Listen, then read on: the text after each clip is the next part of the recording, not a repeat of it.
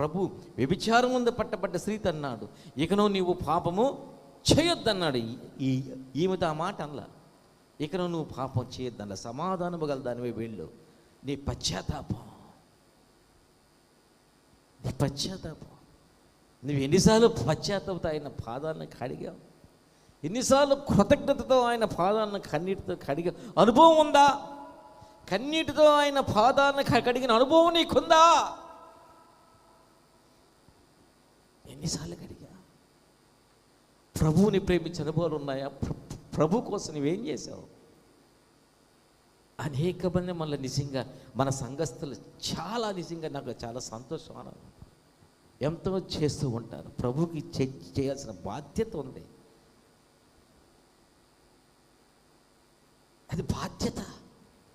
విలువైంది తీసుకొని వచ్చి ఇచ్చిందంట ఆమె. దేవునికి స్తోత్రం.